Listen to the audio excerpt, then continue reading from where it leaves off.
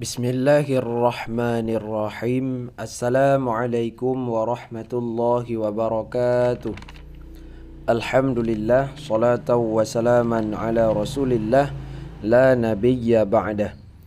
Sahabat pecinta Al-Quran yang dirahmati oleh Allah subhanahu wa ta'ala, pendukung channel Tahsinul Quran dan Doa yang dirahmati oleh Allah subhanahu wa ta'ala, semoga senantiasa kita selalu dalam keadaan sehat walafiat, diberikan kemudahan dan kelancaran oleh Allah dalam menjalankan ibadah puasa dan diterima ibadah puasa kita di sisi Allah Subhanahu wa taala. Amin ya rabbal alamin.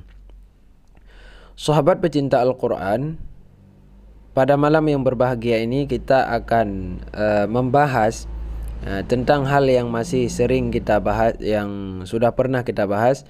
Karena ini masih banyak pertanyaan terjadi, maka pada video kali ini kita jawab kembali tentang masalah surah Al-Fatihah yang di sini ada tanda waqaf lam, yaitu adamul waqfi, tapi orang mewakafnya. Nah, saat Anda melihat Al-Quran ini mungkin pasti bingung, ya. Nah, kenapa kok di situ ada ayat? Padahal di situ kan kalau Al-Quran lain kan tanda waqaf lam, masa di situ ada ayat? Nah, ini Al-Quran Qiraah Ibnu Umar, riwayat Asusi, ya. Yang perawinya Asusi. Jadi Al-Quran ini juga 7 ayat, akan tetapi bismillahnya itu tidak dikira sebagai ayat pertama, akan tetapi dikira ayat pertama itu di sini. Taib. Jadi kita akan membahas tentang masalah wakaf yang ada di alaihim.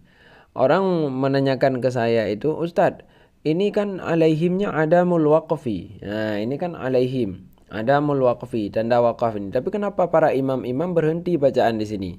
Saat orang membaca imam, misalnya Syekh Sudes kan, beliau membaca Shiratal ladzina an'amta alaihim ghairil maghdubi alaihim waladdallin.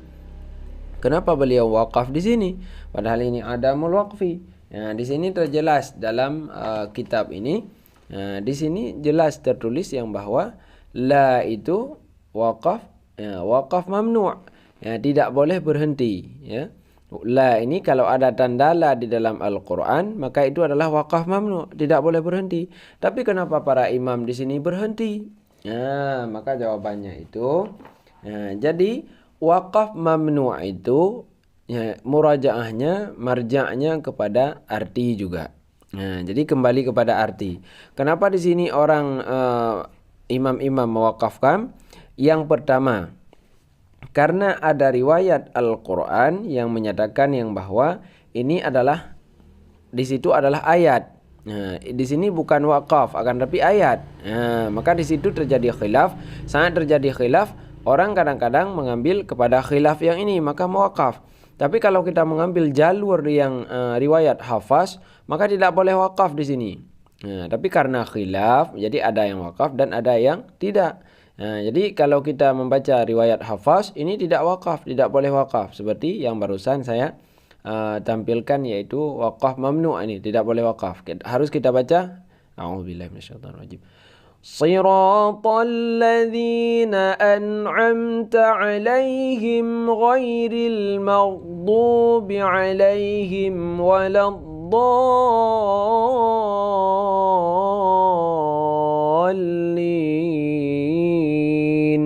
Harus begitu kalau qiraah Hafaz. Akan tetapi imam-imam di Mekah dan imam-imam di Indonesia juga ramai, seperti Muzammil juga wakaf di sini. Ini karena di sini ada yang mengira 2 ayat, dan antara ayat ini dan antara kalimat ini dan ini itu ada perbedaan artinya. Jadi sudah bermasalah-masalah baru. Shiratal ladzina an'amta 'alaihim, jalan orang-orang yang telah engkau beri nikmat alaihim, di atas mereka itu. Nah, itu kan udah salah satu masalah. Nah, selanjutnya ghairil maghdubi 'alaihim waladdallin.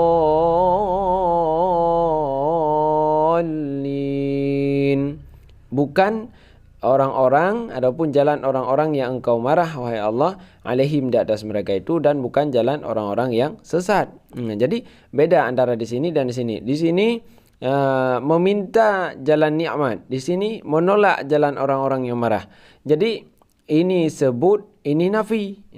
Jadi di saat itu maka ikhtilaf daripada ulama-ulama yang bahwa di sini adalah ayat. Kalau riwayat yaitu riwayat Asusi, riwayat Asusi dari qiraah Ibnu Umar, maka ini adalah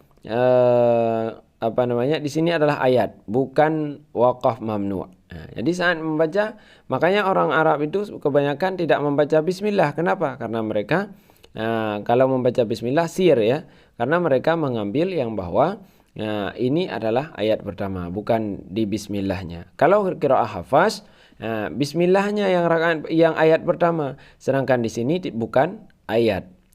Itu terjadi khilaf seperti itu, makanya ada yang wakaf dan ada yang tidak wakaf. Ustaz, artinya beda enggak? Tidak beda, sama juga. Cuma itu ikhtilaf pendapat.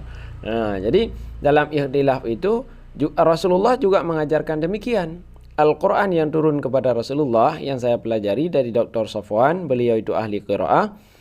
Al-Quran yang turun kepada Rasulullah itu ada lebih banyak cara membacanya. Jibril mengajarkan juga. Artinya apa beda? Tidak beda. Di sini ada yang baca misalnya Shiratal ladzina an'amta 'alaihim ghairil maghdubi 'alaihim waladdallin. Kalau kita lihat Al-Quran lain, ada yang 'alaihum tertulis. Beda enggak artinya Ustaz? Tidak. Maka dalam ikhtilaf pendapat itu jadi bisa mengamalkan, akan tetapi kita harus belajar dulu. Ya. Jadi yang menanyakan kenapa ada yang wakaf di sini, itulah sebabnya. Karena di situ ada yang mengatakan yang bahwa itu adalah ayat. Karena ini kamil makna, makna kamil makna, sempurna makna. Yang tidak boleh wakaf itu kalau tidak sempurna makna. Wakaf mamnu' ini boleh wakaf yang pertama di akhir ayat, yang kedua jika sempurna makna. Jadi kita harus memahami dulu. Ya. Wakaf mamnu' bisa diwakaf jika terdapat di akhir ayat, dan jika kita tahu di situ telah sempurna